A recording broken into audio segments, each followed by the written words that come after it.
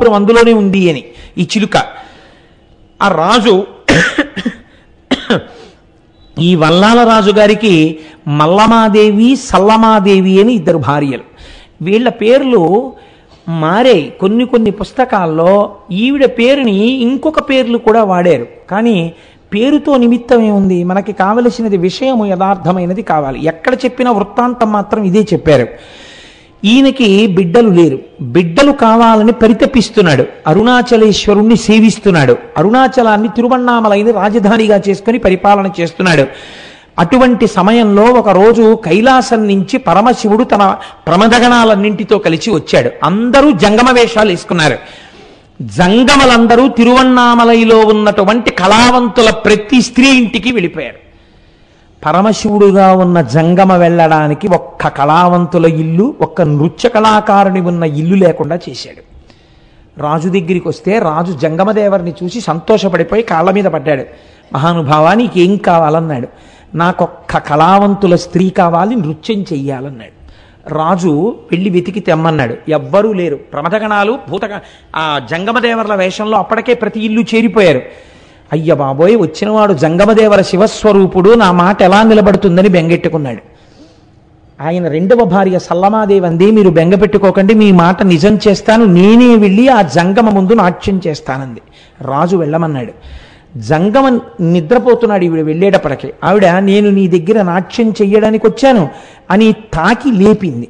ఇలా ముట్టుకోగానే ఒక పసిపిల్లవాడై ఆ తల్పం మీద ఏడ్చాడు శంకరుడు. ఆ పిల్లవాడిని చేతులతో పట్టుకుని, మనకి బిడ్డలు లేనటువంటి బాధని ఈశ్వరుడు తీర్చాడు మహారాజా, ఈ పిల్లవాడిని స్వీకరించండి అని చేతిలో పెట్టింది. చేతిలో ఆ పిల్లవాడిని ఇలా పట్టుకుంది.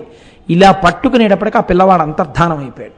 అంతర్ధానమై శంకరుడిగా ప్రత్యక్షమై, నాకు నా శరీరము పడిపోయిన తరువాత తదనంతరము కర్మ చెయ్యడానికి కొడుకు లేడని బెంగ పెట్టుకుని నన్ను ఉపాసన చేశావు కనుక నీకు ప్రతి సంవత్సరం నీ శరీరము పడిపోయిన తరువాత నీకు తద్దినాన్ని నేనే పెడతాను అని ప్రతిజ్ఞ చేశాడు.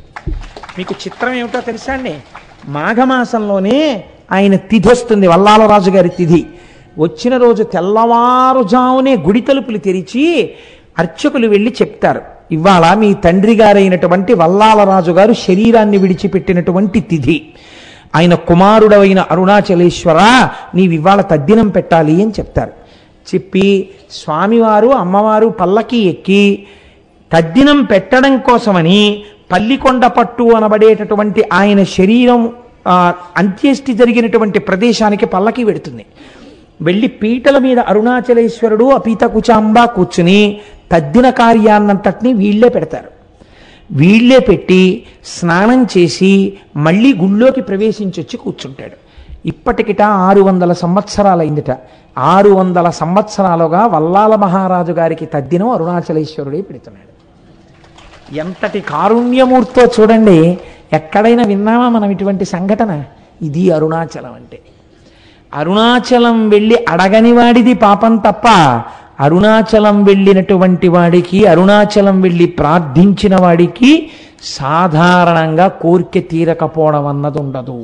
అంత పరమపావనమైనటువంటి క్షేత్రము ఆ క్షేత్రము, అరుణాచల క్షేత్రము. ఇక్కడే కార్తీక పూర్ణమి నాడు, మహాశివరాత్రి నాడు శివలింగము వెలిసిన ప్రాంతం అదే.